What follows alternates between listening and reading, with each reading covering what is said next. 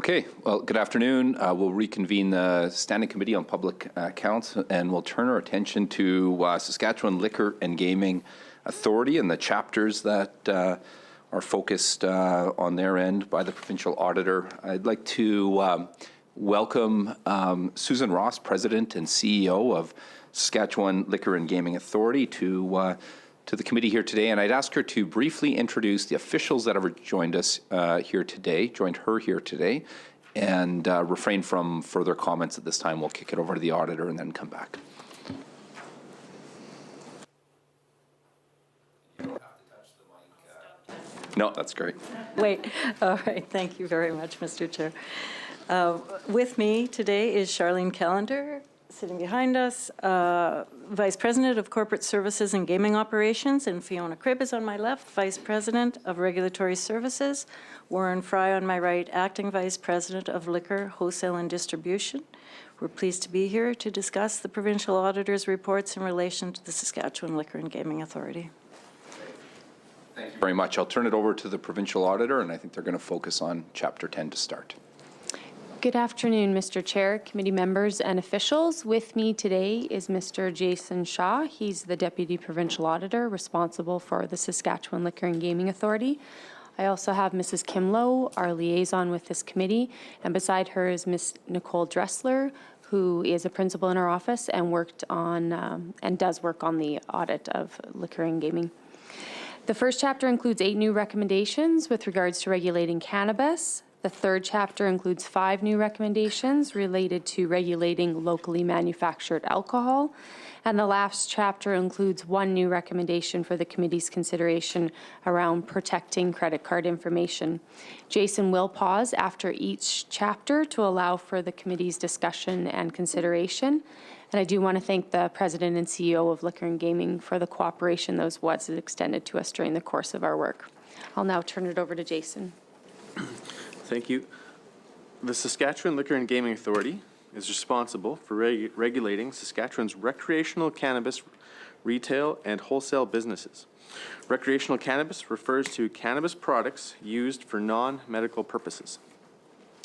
Increased health risks, especially in minors, associated with the use of cannabis, makes the regulation of its sale and distribution important. The industry began operating in October 2018.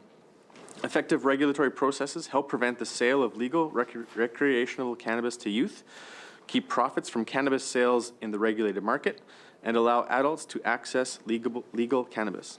At December 2020, the authority's processes to regulate recreational cannabis were relatively new and still evolving. As a result, the authority appropriately focused its efforts on educating retail and wholesale permittees about operating requirements instead of taking more strict enforcement action on non-compliance found. The authority had issued 54 retail and 4 wholesale active cannabis permits at the time. Chapter 10 in our 2021 report, Volume 1, starting on page 131, reports that we concluded for the 12-month period ended December 31st, 2020, the Saskatchewan Liquor and Gaming Authority had, other than in the following areas, effective processes to regulate the distribution and sale of recreational cannabis in Saskatchewan. We made 8 recommendations to the authority. On page 138, we recommended the authority develop guidance for centrally keeping results from its key regulatory activities of recreational cannabis, for example, its assessment of cannabis permit applications. We found the authority did not have written guidance about documenting results of the retail and wholesale permit process, including guidance on what information to keep and where. As a result, for certain permit applications tested that it approved, the authority did not sufficiently document its due diligence procedures. For example, 4 of 10 permit applications tested, the authority could not provide evidence that it completed some of its due diligence processes, such as its social media search of the applicant. Not keeping key records centrally increases the risk that due diligence procedures are not performed sufficiently. On page 140, we recommended the authority implement a risk-informed plan for inspecting retail and wholesale permittees who sell or distribute recreational cannabis. As of December 2020, the authority had drafted, but not finalized or implemented, a risk-informed inspection plan. A risk-informed inspection plan is typically based on an assessment of key risks of non-compliance. Such plans use risks to determine the nature and frequency of inspections. It is good practice to develop inspection plans based on risk. Having a risk-informed inspection plan would help ensure the authority treats cannabis permittees consistently and fairly. A risk-informed inspection plan would also help the authority allocate its resources to the highest priority areas, which will become increasingly important as the number of permittees increase. On page 142, we recommended the authority actively monitor the frequency of inspections of retail and wholesale permittees that sell or distribute recreational cannabis and obtain reasons for delayed inspections. As at December 2020, the authority relied on management's review of individual inspection reports in its IT system as its means of determining whether inspections occurred monthly as it expected. Our analysis of all inspection records for 2020 found 40 instances out of about 470 inspections where an inspection was not completed in accordance with management's monthly frequency expectation. For these 40 instances, we found there were between 51 and 196 days between inspections. The authority was not able to provide a reasonable explanation for 11 of these 40 instances. Not actively monitoring if and how often retail and wholesale permittees are inspected increases the risk of the authority not detecting significant non-compliance.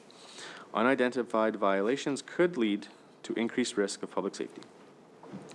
On page 144, we made 2 recommendations around enforcement. We recommended the authority approve policies governing the escalation of regulatory enforcement actions to take to address identified non-compliance with cannabis permit operating requirements.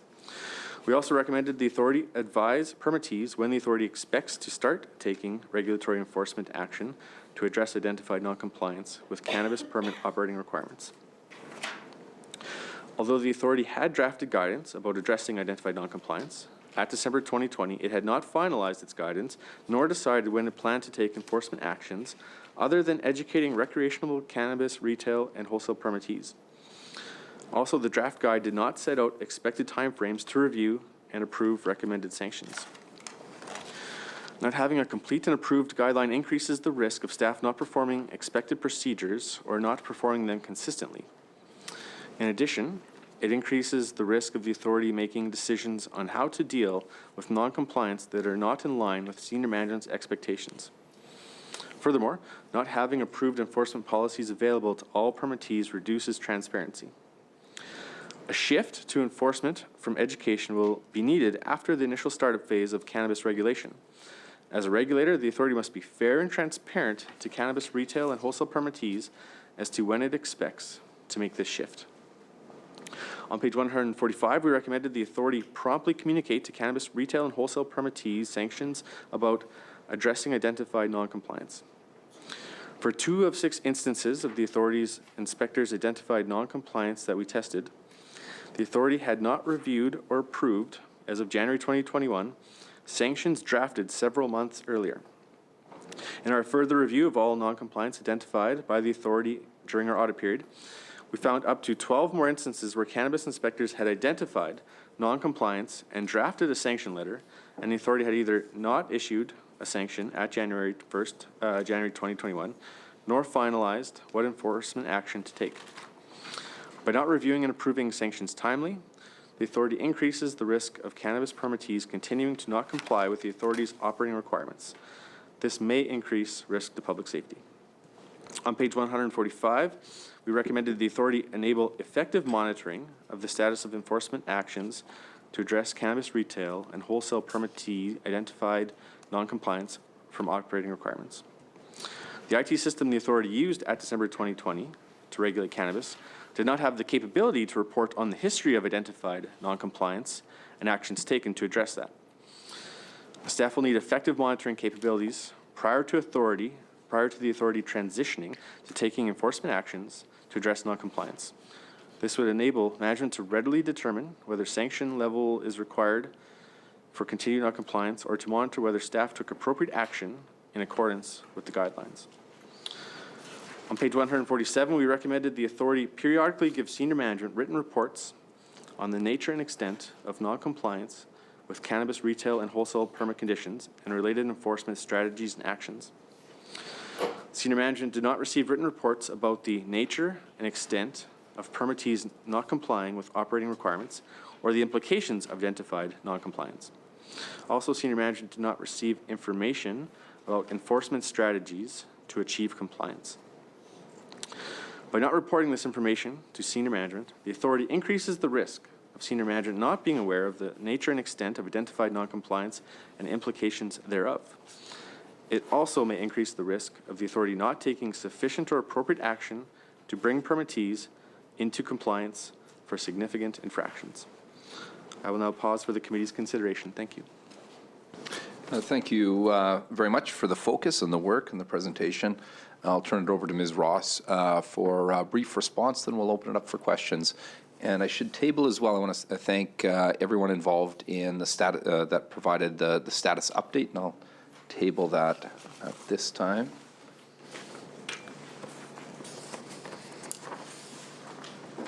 Thank you. I'll table PAC 9329, Saskatchewan Liquor and Gaming Authority status update dated February 6th, 2023. I'll turn it over to Ms. Ross. Thank you very much. And thank you to the provincial auditor as well. We appreciate the work done and the excellent working relationship we have. Of the 8 recommendations related to regulating recreational cannabis, we're pleased to report that steps have been taken to address all of the recommendations. The first recommendation is for SLGA to develop guidance for centrally keeping results from its key regulatory activities of recreational cannabis, for an example, an assessment of cannabis permit applications. SLGA agreed with the recommendation and has provided additional training to staff regarding documenting the results of key regulatory activities. The second recommendation is for SLGA to implement a risk-informed plan for inspecting retail and wholesale permittees who sell and distribute recreational cannabis. SLGA agreed with the recommendation as well and has finalized and implemented a risk-based inspection plan and process to assess permittee risk for the purpose of scheduling inspections. These were both implemented in March of 2022. The third recommendation is for SLGA to actively monitor the frequency of inspections of retail and wholesale permittees that sell or distribute recreational cannabis and obtain reasons for delayed inspections. SLGA agreed with the recommendation and has established a process to monitor the achievement of inspection frequency targets based on the risk-based plan and address any deficiencies. The fourth recommendation is that SLGA approve policies governing the escalation of regulatory enforcement actions to address identified noncompliance with cannabis permit operating requirements. SLGA agreed with the recommendation and approved and implemented its cannabis sanctioning guideline as of June 2021. The fifth recommendation is that SLGA advise permittees when it expects to start taking regulatory enforcement actions such as fines to address identified noncompliance with permit operating requirements. SLG agreed with the recommendation and in April of 2021 notified all cannabis permittees and registrants that it would begin assessing financial sanctions. The sixth recommendation is that SLGA promptly communicate to cannabis and retail wholesale permittees sanctions about addressing identified noncompliance. SLGA agreed with the recommendation, has taken steps to ensure that communications to permittees about noncompliance will be carried out in a timely way going forward. The seventh recommendation is that SLGA enable effective monitoring of the status of enforcement actions to address cannabis retail and wholesale permittee identified noncompliance with operating requirements. SLG agreed with the recommendation and has taken steps, including training, to improve consistency in how enforcement activities are recorded and monitored. The eighth recommendation is that SLJ periodically give management written reports on the nature and extent of noncompliance with cannabis retail and wholesale permit conditions and related enforcement strategies and actions. SLG agreed with the recommendation and has implemented a process to provide periodic written reports regarding cannabis noncompliance and enforcement activities to senior management. Initial reporting will be implemented in the fourth quarter of 22-23 and continue thereafter annually. Thank you. That concludes my remarks, and we'd be pleased to answer any questions. Well, thank you very much, and thanks again for detailing the many actions to implement the recommendations of the auditor on this front. I'll open it up to members for questions. Ms. Young.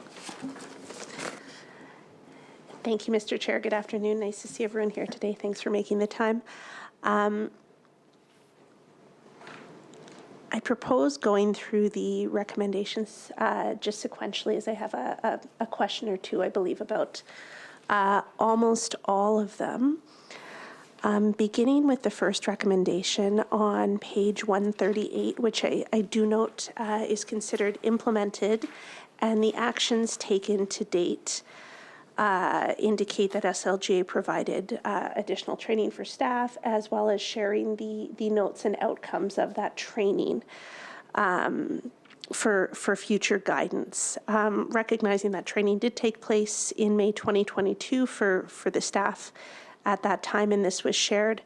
Can the committee be confident that this the central keeping of results from its key regulatory activities is taking place? It is going on. It wasn't simply a training has been held, information has been shared, but those results are in fact being kept. If I can, I'll turn this over to Fiona Cribb.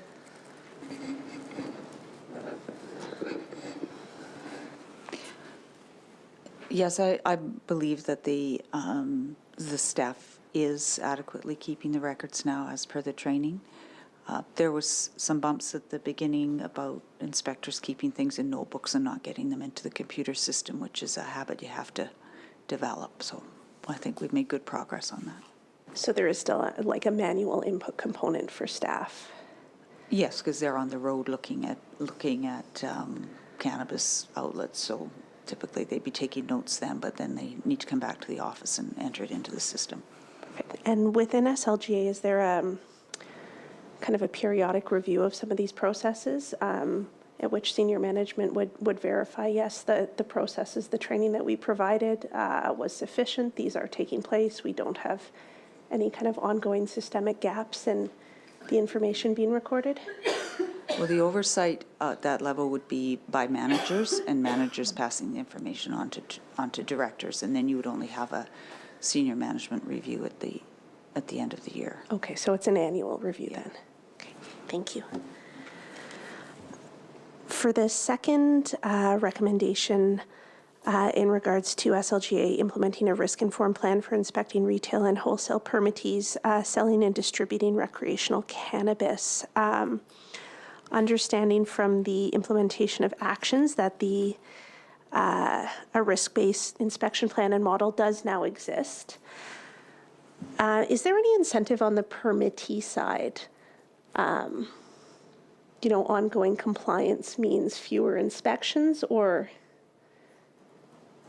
One of the key risk factors would be your compliance history. So if your compliance history is good and you haven't had any sanctions, then you would fall on the less frequent list. And there is a matrix that exists within SLGA that's regularly updated in terms of, I'm not sure what the right term is for it, but permittees who may be higher risk rather than lower risk. Yes. As sanctions are issued, their risk ranking is to be updated. Okay. And is there a threshold within that risk ranking in which, can you talk about what could potentially happen should a permittee continue to exist in a very high risk state? Well, the typical inspection frequency for high level risk is once a month. You couldn't make it more frequent, but that's how we have it structured now. And at what point do, maybe I'll save it for my question about sanctions later on. Moving on to the third recommendation. Recognizing the nature of the province as well as the distribution of cannabis retailers across the province and the limited number of staff that you do have, can you talk about inspection frequency and how the authority ensures that cannabis retailers across the province are inspected equitably, and it's not just, you know, those in the, recognizing there will be more in perhaps Regina and Saskatoon than there would be in smaller communities. Talk about the inspection process across the province. Well, the risk-based inspection matrix would inform you as to how many times an establishment should be inspected. And then that would be entered into the system and reviewed by managers to make sure that the planned inspections are happening as they are supposed to. I'm not sure if that answers your question. Sure, and are the existing targets currently being met? Yes. Yes. Perfect. And the frequency of monitoring, that is reported, sorry, the monitoring and the inspections are reported how frequently and to whom? The monitoring happens within the branch. I can't answer confidently how often they're doing that, whether it's weekly or monthly, or I would have to go back and ask. But from a senior management perspective, there is. Yes, the person who reports to me, the director of the Cannabis Licensing and Inspection Branch, her role is to bring forward to me any concerns about how that is being actually happening. Okay, thank you. For number 4, in terms of the policies governing the escalation and SLGA's cannabis sanctioning guideline being finalized and implemented, it may be a question to the auditor, recognizing this is a evolving area for the province, relatively speaking.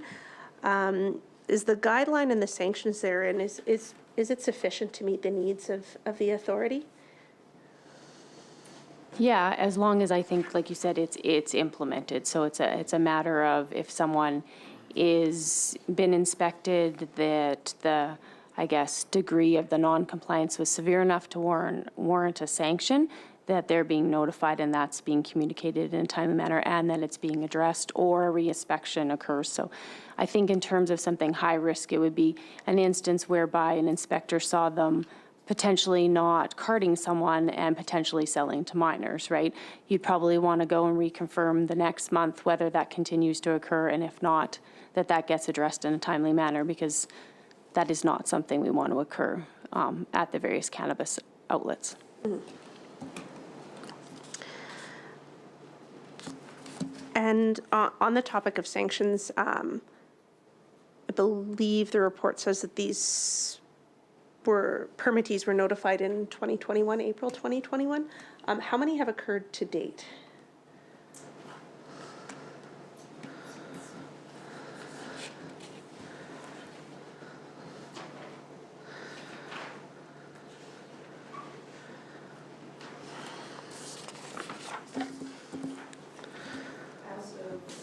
June 30th, we had issued 4 sanctions, and I would say by memory, there's probably another 2 that have come out. The sanctions are published on the slga.com website, and currently there's 4 publicly reported, but I think I've signed 2 more since then.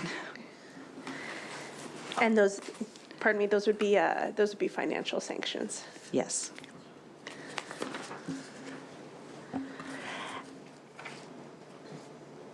And with recommendation 6, communicating with cannabis retail and wholesale permittees sanctions in regards to addressing identified non-compliance. In the actions taken to date, it speaks about dated incidents of non-compliance. Should I understand those as like historical? I'm curious, basically, just the distinction being made between dated incidents of non-compliance and current incidents.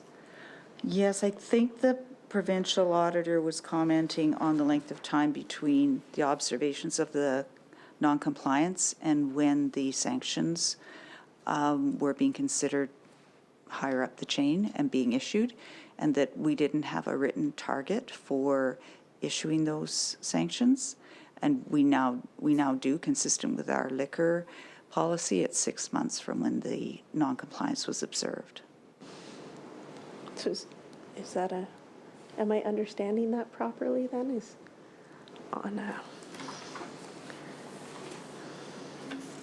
My understanding was we were commenting on some situations that had been found that were potentially going to warrant sanctions, but that just hadn't happened at the time of our audit and had been sitting in the queue for a while.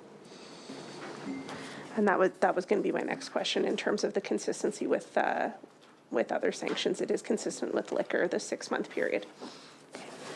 And how does Saskatchewan compare? Is this consistent with other jurisdictions? Do we have a?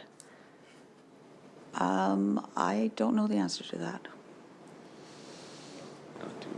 Yeah, I'm not sure we have that. I will say that when we do our follow-up work, that obviously they're describing, you're right, the new policy that they've put in, the time frame, the frequency they've identified. We will look at whether or not that aligns with good practice or other regulatory audits and what we would expect in terms of addressing in a timely manner at that point. Okay. Perfect. And then my last question on this this recommendation, recognizing it was implemented, I think, from mid to late 2022. So this is fairly recent. Has the target of 6 months for dealing with incidents on a go-forward basis, has that been achievable? Yes.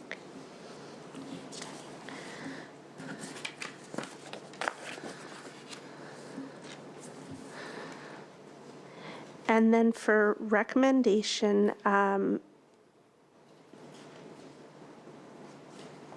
number 8, skipping over number 7, seeing again the timeline for implementation. Currently is senior management or some level of management, not being overly familiar with your internal structure, currently receiving this reporting in regarding noncompliance and enforcement?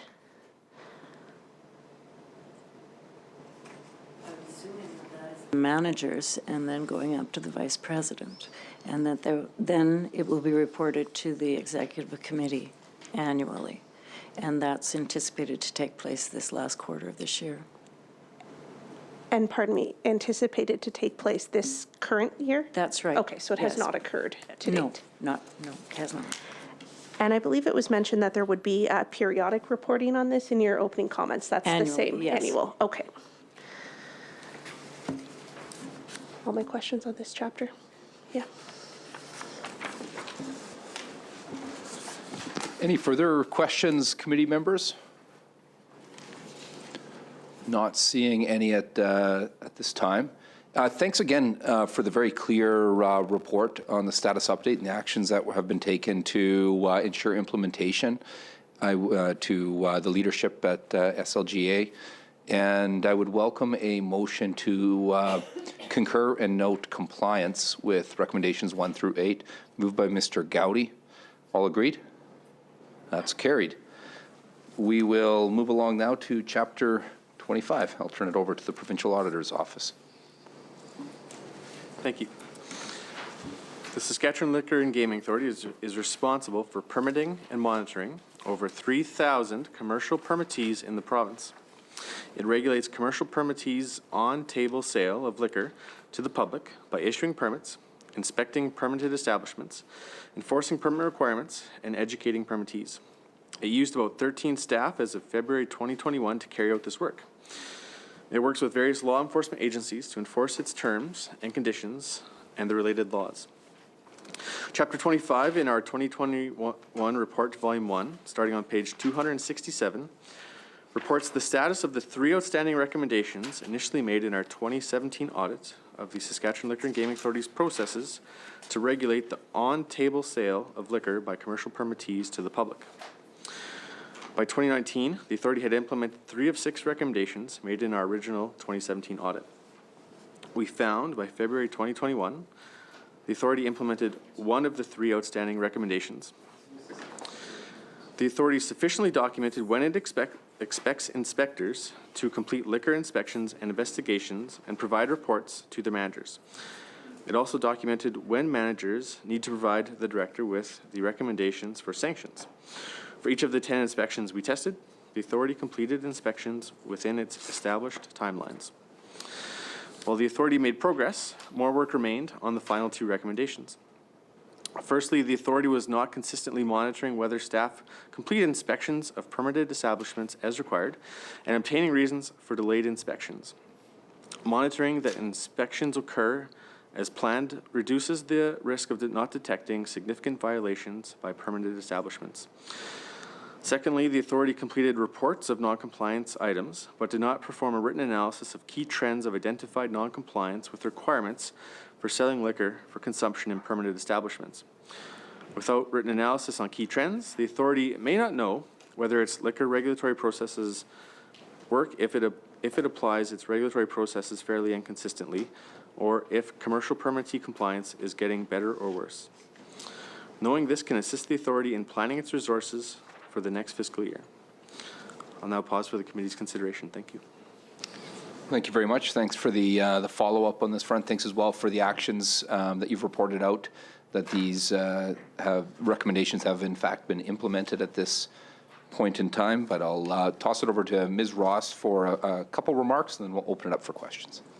Okay, thank you. I'll just speak to the 2 outstanding recommendations regarding regulation of on-table liquor sales in permitted establishments. So the first partially implemented recommendation was that SLJ monitor that its staff complete, when planned, inspections of permitted establishments that sell liquor for for on-premise consumption and obtain the reasons for delayed inspections. We agreed with the recommendation. We have fully implemented an enhanced risk matrix on April 1st, 2021 that allows for improved planning and better monitoring in this area. Procedures and processes regarding monitoring and tracking were updated and communicated to staff. And we believe that in 2021, the objectives of the risk matrix were met, and they are expected to be met in 22-23. The second recommendation was that SLG analyze and report on key trends for noncompliance with requirements for selling liquor for consumption in permitted establishments. We agree with the recommendation, and the updated risk model that I just mentioned is relevant for that work. An initial trend report was provided to SLG's executive in January 2023. Those are my submissions. Thank you very much for that report and for that work. I'll open it up to members if there's questions. Ms. Young. One question of clarification on the recommendation 3.1. In the auditor's report on page 268, it discusses that the authority requires each inspector to complete 17 inspections per month, and that this number includes inspections, investigations, and consultations. And then the footnote breaks down the distinction between those 3 categories. So forgive me, just for clarification, is each inspector required to complete 17 inspections per month, or 17 inspections and or investigations and or consultations? 17 of that group. Okay, of the latter. Inspections, investigations, or consultations, yes. And for SLGA, recognizing, 3,000 establishments and 13 staff, including 10 inspectors, is that a staffing component that remains sufficient to meet the needs of the authority at this time? We have 10 inspectors who would be out in the field doing the inspections, and we could always make use of more and keep them busy, but we are managing with the 10 that we have yet. Okay, thank you. And then just on the second recommendation, noting, of course, that an initial trend report was provided in this past month to the executive. Are you able to provide any input or preliminary analysis to the committee of some of the trends that were found?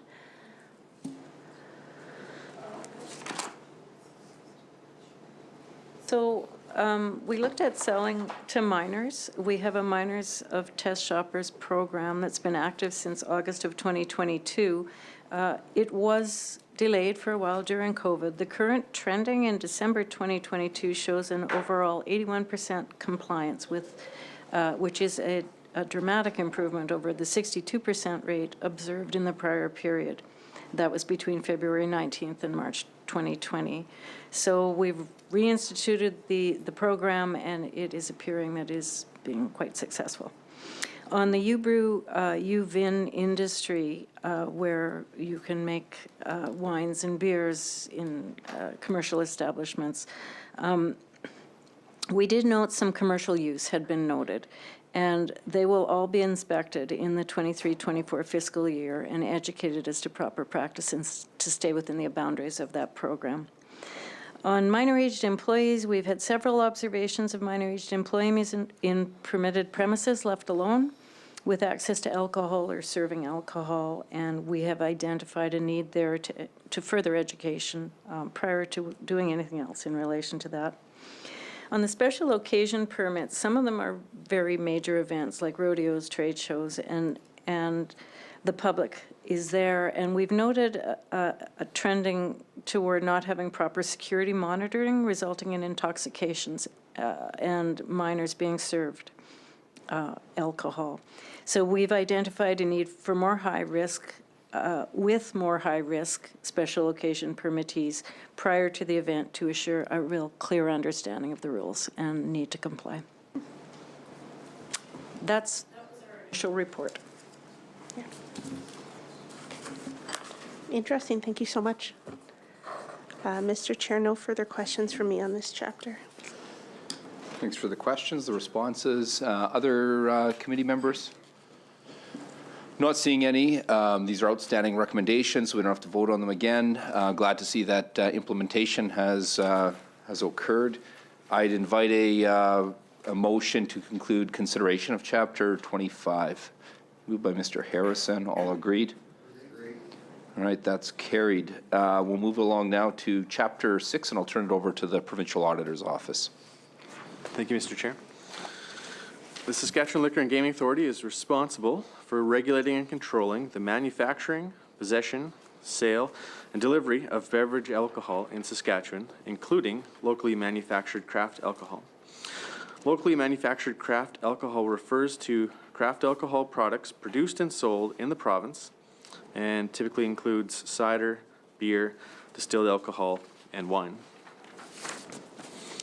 Alcohol consumers are increasingly purchasing craft alcohol products made in Saskatchewan. For example, craft alcohol sales nearly doubled in 2020-2021 compared to 2017-2018. At November 30th, 2021, the authority had issued permits to 64 different craft alcohol producers in the province. Effective regulation of craft alcohol production reduces the risk of the public consuming unsafe alcohol or alcohol inconsistent with labeling. Chapter 6 in our 2022 report, Volume 1, starting on page 87, reports we concluded that for the 12-month period ended November 30th, 2021, the Saskatchewan Liquor and Gaming Authority had, other than the following areas, effective processes to regulate the production and sale of locally manufactured craft alcohol in Saskatchewan. We made 5 recommendations to the authority. On page 95, we recommended the authority renew locally manufactured craft alcohol producer permits prior to expiry as required by the Alcohol and Gaming Regulation Act 1997. Our testing of 10 permit renewals found the authority did not issue 9 renewal letters at least 1 month in advance of permit expiry, consistent with its expectations. Rather, it sent these renewal letters 3 to 14 days before expiry. Since branch staff had not issued timely renewal reminders, our testing of 10 permit renewals found 4 instances where craft alcohol producers operated between 3 to 41 days without a valid permit. We also found that 2 of these producers, without valid permits, had produced at least some craft alcohol during this time. The Alcohol and Gaming Regulations Act 1997 does not allow craft alcohol producers to produce alcohol without a valid permit. On page 97, we recommended the authority implement a risk-informed plan for inspecting locally manufactured craft alcohol producers. Once craft alcohol producers received an approved permit, the authority did not always regularly inspect them. Our analysis found the average time between inspections was almost 12 months. We also found the authority had not inspected 19 craft alcohol producers since their pre-permit inspection, which is almost 30% of permitted producers, with the longest time without an inspection being 36 months. The authority's IT system does not have the ability to run a report for management to review whether inspections occur as frequently as they should. Additionally, the authority has not set an expectation for how often inspectors should periodically inspect craft alcohol producers. Having an inspection plan that states the required frequency of craft alcohol producer inspections will help reduce the risk of non-compliance going unnoticed for an extended period. It is good practice to develop inspection plans based on risk. Such plans use risk to determine the nature and frequency of inspections. Having a written, risk-informed inspection plan would help the authority allocate its resources to the highest priority areas. On page 99, we recommended the authority utilize a locally manufactured craft alcohol inspection checklist addressing all key risks associated with alcohol manufacturing. Prior to October 2021, authority inspectors used the same checklist to inspect craft alcohol producers as it used for all other licensed establishment inspections. In October 2021, management drafted a new inspection checklist for craft alcohol producers. However, we did not see evidence of staff using this checklist between October and November 30th, 2021. The new inspection checklist considers more risks associated with craft alcohol manufacturing, such as maintaining adequate production information, federal government traceability requirements, and documenting proper product formulas to ensure methanol is properly removed during distillation, but needs enhancement. The updated checklist did not contain a complete list of all manufacturing risks. For example, it did not require authority inspectors to consider whether producers used proper food-grade chemicals for cleaning equipment, properly seal containers during the bottling processes, and have processes to manage broken glass should that happen during bottling processes. Having inspection checklists that address all key risk areas associated with manufacturing alcohol would help authority inspectors check whether craft alcohol producers comply with their permit operating requirements. These checks and balances also decrease the risk to public safety, for example, consuming alcohol with higher than labeled alcohol content. On page 99, we recommended the authority obtain certificates of analysis from locally manufactured craft alcohol producers every 2 years as required by its quality assurance policy. The authority's quality assurance policy requires craft alcohol producers to submit certificates of analysis, which are lab test reports, for a minimum of one active product from each alcohol product line every 2 years. For example, if the authority permits a craft producer to produce craft beer and craft spirits, the producer would be required to submit updated lab reports for at least one beer and one spirit every 2 years. At November 5th, 2021, we found over half of the permitted product lines on its tracking sheet, which was 43 out of 83 alcohol product lines, required certificates. Craft alcohol producers had not submitted these by the deadline, and the authority had not followed up. Some of these craft alcohol producers had not provided certificates of analysis to the authority for more than 9 months past their deadline. By not following up on overdue certificate of analysis renewals, there's an increased risk of craft alcohol producers producing alcohol that is not at advertised alcohol content or does not meet quality assurance standards. This increases the risk of an adverse impact on human health. Also, following up on outstanding reports helps the authority and craft alcohol producers confirm equipment is measuring alcohol content accurately. On page 103, we recommended the authority perform reasonability assessments of locally manufactured craft alcohol producers' monthly sales and production reporting to help ensure collection of all production levies. We found the authority did not assess the reasonability of production and sales information submitted by craft alcohol producers. The authority uses this information to determine the production levy producers must pay to the authority. Producers may have a bias to underreport sales, so formally assessing for reasonability is expected. We analyzed producers' monthly reported information for the audit period by comparing open inventory of 1 month to closing inventory of the prior month. We found for 33 instances out of 594 items where opening inventory of 1 month did not agree with closing inventory of the prior month. No evidence of the authority obtaining explanations for the differences from the producers. Authority internal audit work at one producer also found the producer underreported sales, which resulted in the authority charging about $5,000 less production levy than it should have. By having ineffective processes to assess producer-prepared production and sales information, the authority is at risk of receiving inaccurate production levies. Thank you. I will now pause for the committee's consideration. Thank you. Okay, thanks for the presentation. I'll turn it over to Ms. Ross for response, then we'll open up for questions. Thank you very much. I'm pleased to say that we've increased our focus in response to the auditor's report on locally manufactured craft alcohol, and we've made some good progress, I think. The first recommendation was that SLGA renew the craft alcohol producer permits prior to expiry as required by the Alcohol and Gaming Regulation Act 1997. And we, of course, agreed with the recommendation, and we've corrected the associated IT system error. We've implemented a process where permits are reviewed by management monthly to ensure that they are renewed prior to expiry, and that process continues to be followed. The second recommendation was that SLGA implement a risk-informed plan for inspecting craft alcohol producers. We agreed with the recommendation, and we're actively in the process of developing and operationalizing the risk-informed plan. As of January 2023, this work continues, but we expect it to be complete by the second quarter of 23-24. The third recommendation was that SLGA use a an improved craft alcohol inspection checklist addressing all key risks associated with alcohol manufacturing. We agreed with the recommendation, and we have implemented an improved checklist for inspections, and we have added additional key risk areas as recommended. And that checklist was shared with the local craft industry associations to ensure relevancy and understanding. The fourth recommendation was that SLJ obtain certificates of analysis from craft alcohol producers every 2 years as required by our quality assurance policy. We agreed with the recommendation, and we're implementing processes to ensure the certificates are submitted when required.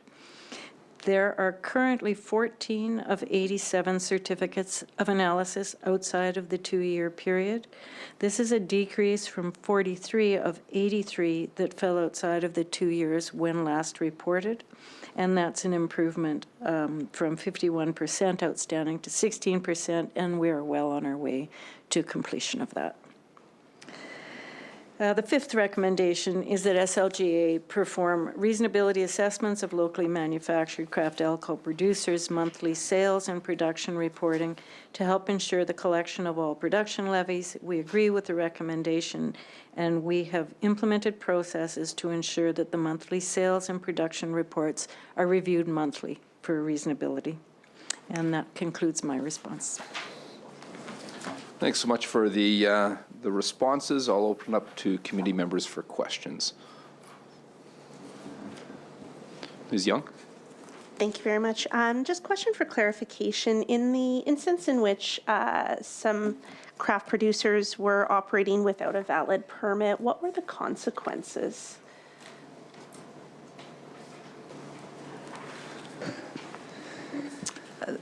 As the reason you could have held them responsible. They have a permit that has on it the date that it expired, but as people do get to rely on your practice of sending out reminders a month or so in advance, we did not impose any penalties on the producers that had not renewed in time. We just fixed it up. Perfect. Yeah. Great, thank you.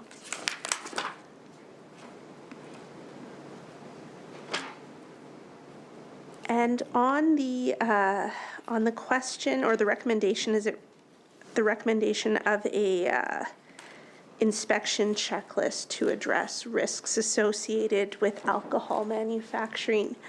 Can you help me understand, did it exist and was being used, but its use wasn't being documented, or it did not exist and was not being used? At the time that the provincial auditor was doing their report, the inspection checklist had been prepared, like we had been working through the process of iterating a checklist, but it hadn't been well established with the inspectors. They weren't out there using it so that the provincial auditor could note that it had been appropriately used. So we incorporated the changes that they suggested, and now it's well entrenched in the processes. Just a question for interest. On page 98 in footnote 11, the report notes that the authority requires craft producers to obtain its approval prior to purchasing each batch of bulk spirits from manufacturers outside of the province. So this would be people potentially, producers buying like grain alcohol and then flavoring or turning it into crazy things here for consumption. If you'll pardon the colloquialism. Is there a certain percentage of like a threshold that a producer needs to meet to be considered local for production, or does that final stage just have to happen here in the province?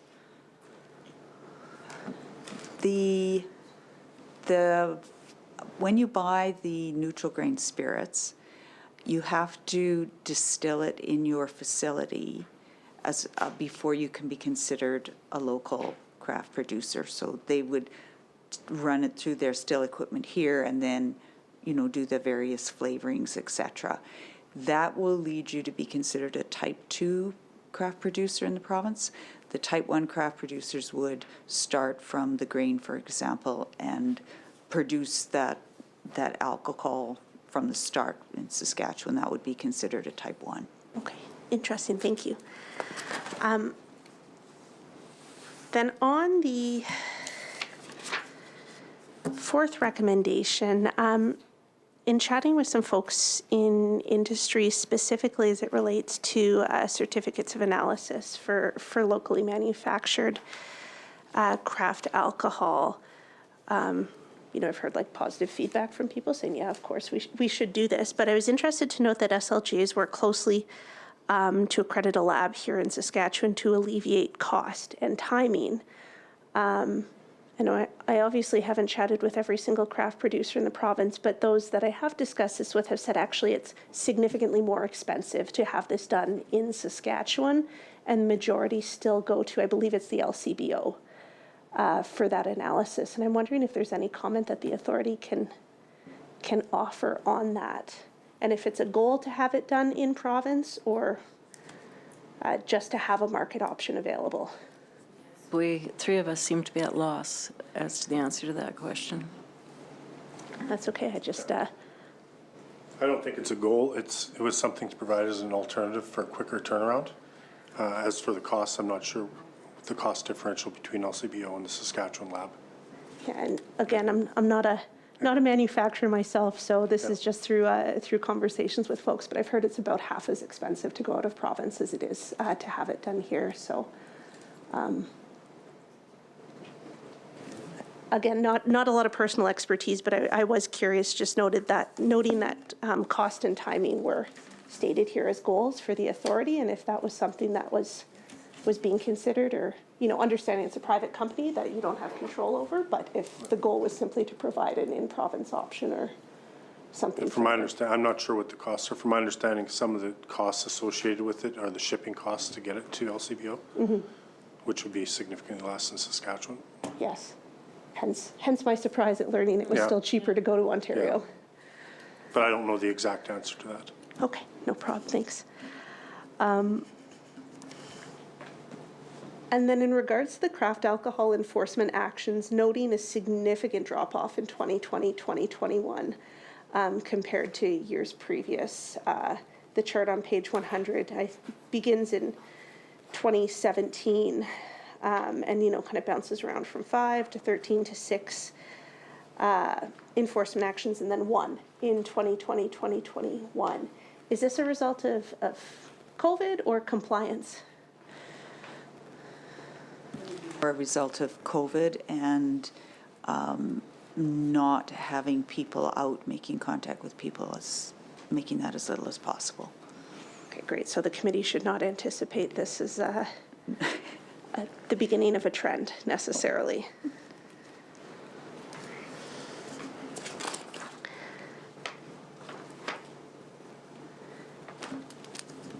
And then one last question for information for the committee. On page 102 in chapter 6,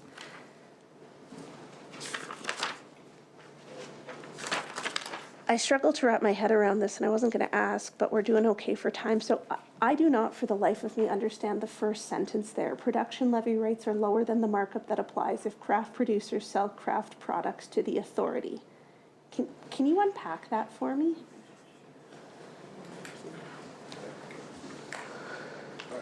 Yeah. So if they're producing and selling to the authority, regular markup applies to the product. If they're selling it directly to retail stores and selling it out of their manufacturing facility, they pay levy on the product. If it's sold through our warehouse, they would pay markup, And if or markup would be applied to it. So which way does the incentive work then for producers? For them to sell directly. Directly, okay.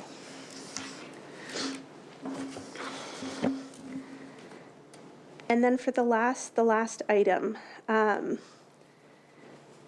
in regards to differentials on inventory and production volumes coming from producers, is there an estimated cost to the authority that these inconsistencies resulted in?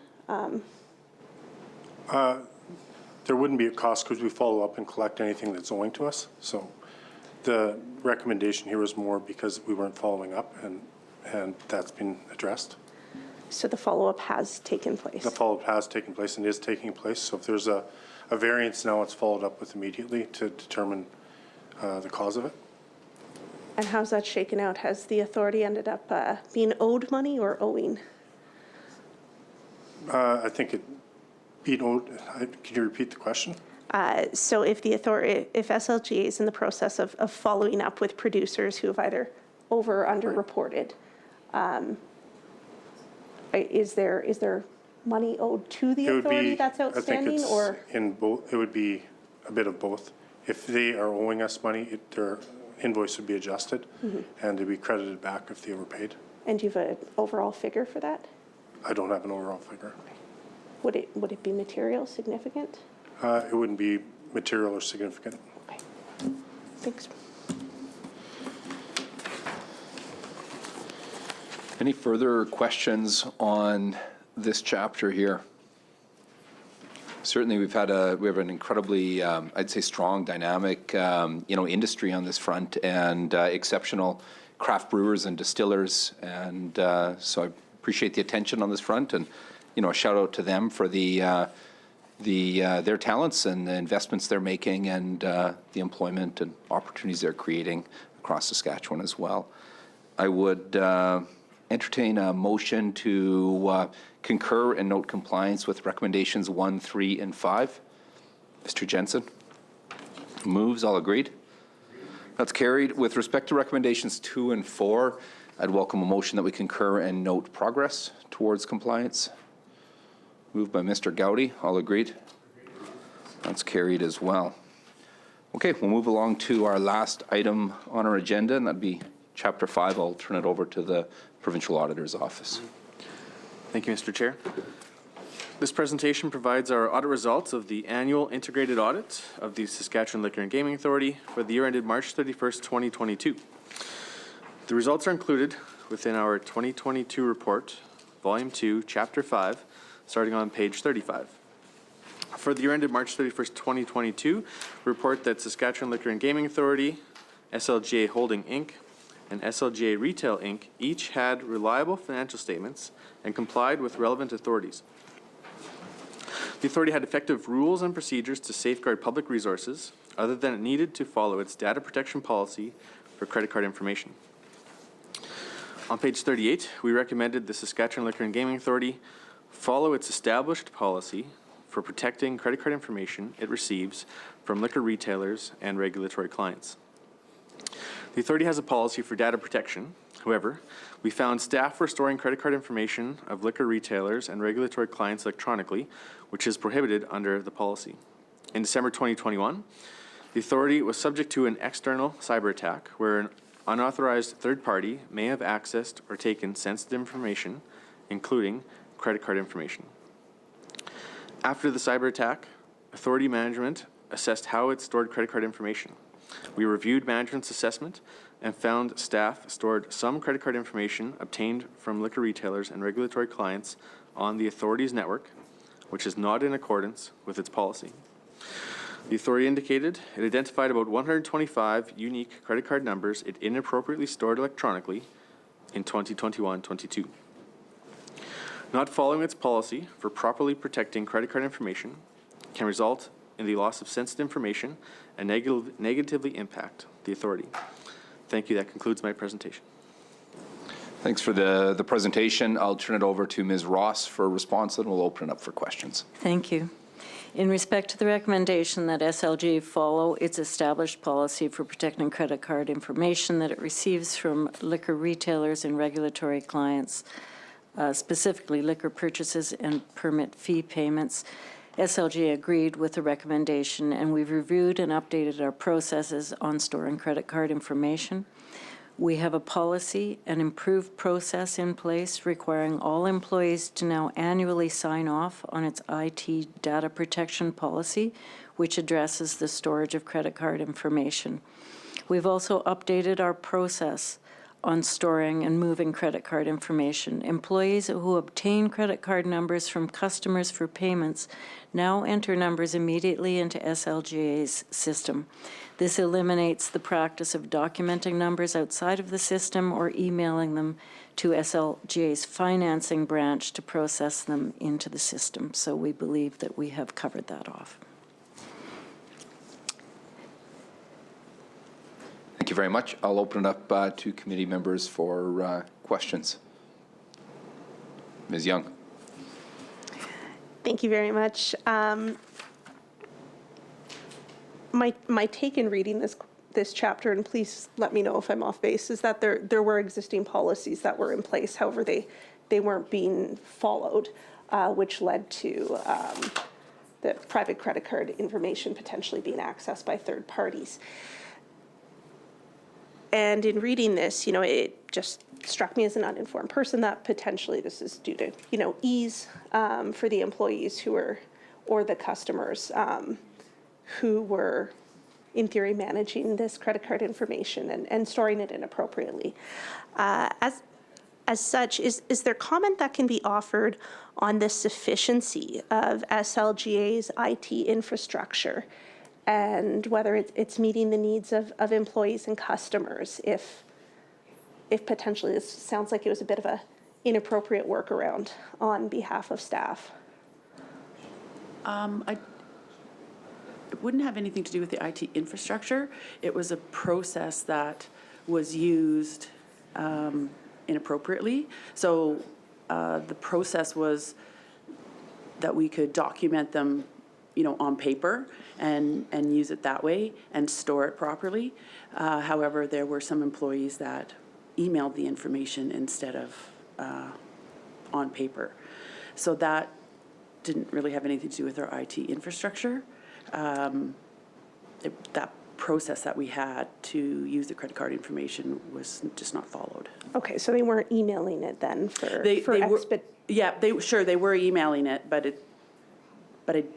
sorry, maybe I misunderstood the question, but I don't think our IT infrastructure had anything to do with the reason why they were doing that. It just, like you say, for ease.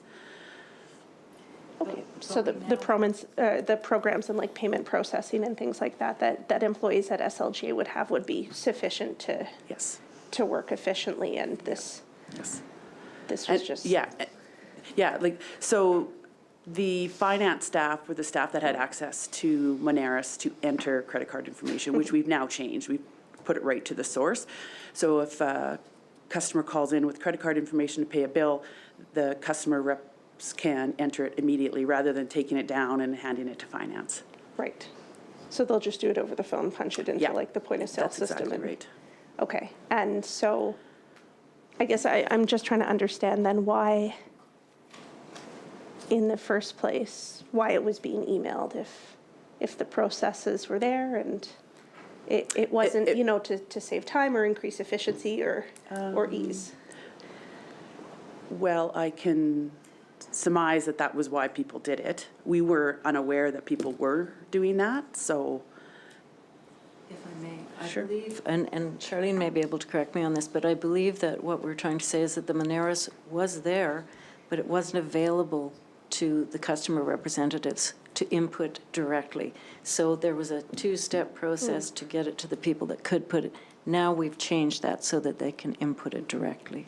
So maybe we hadn't structured our process properly, but we did have the technology to do it. Okay, thank you. Yeah, that makes much more sense. Yeah. That was the friction point, was that second step. Yeah. Okay. That's right. And then for, I think it's 125 unique credit card numbers that were potentially impacted or that were stored inappropriately. Do you have a number of how many were potentially impacted or accessed? Well, we don't, and we haven't sort of received any feedback on that. I suppose you could, conceivably, they were all potentially compromised at the end of the day, and but we have not received any feedback, and of course, we've provided a lot of credit monitoring services to ensure that people are made alert of that. Thank you. And is 125 credit card numbers, is that 125 unique customers or? I don't know. I'm guessing it would be. I would guess so, yes. I would think so. And then in terms of not having received any feedback, I assume the authority has reached out to all 125 credit card owners.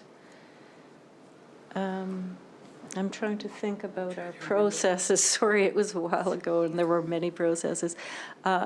If you would, I would take that and find that answer for you. I'm thinking we will have. Yes. Perfect, thanks. Yeah, just picking up on the comment about not having received any feedback, I'm Yeah. just curious if Yeah. the authority would have gone forward to ensure that people actually were informed, which if they were offered credit protection, I'd assume that communication had taken place, but yeah, it'd be great to know. I'm just trying to put them into the category of information, but let me confirm that for you, please. Thank you. Thank you. Thanks so much for that undertaking, just to make sure it's kind of formal and recorded. That information, once you've confirmed that, can flow directly through the clerk, so it's tabled properly for the committee, part of our formal record. Of course. Good. Any further questions, committee members? Keesig, the Last Mountain Times is watching. You're watching all the time, Mr. Chair, and I am attentively doing my duty, so thank you for that. Oh, that's good. Any further questions? Nope. Not seeing any, I would welcome a motion to conclude, or not, I apologize, to concur with recommendation number 1 and to note compliance. Moved by Mr. Keesig. All agreed? Agreed. That's carried. And that concludes our considerations here with Saskatchewan Liquor and Gaming Authority. I want to say thank you very much to Ms. Ross and the leadership that's joined us here today, and all others that work within SLGA and that are connected to your work. Would you have any final words that you'd like to offer us before we move along? No, thank you very much, and thank you to the auditor. Thank you very much. Okay, that concludes our agenda, so I would welcome a motion to adjourn at this time. Mr. Harrison moves. All agreed? That's carried. This committee stands adjourned until Monday, February 27th, 2023 at 1 p.m.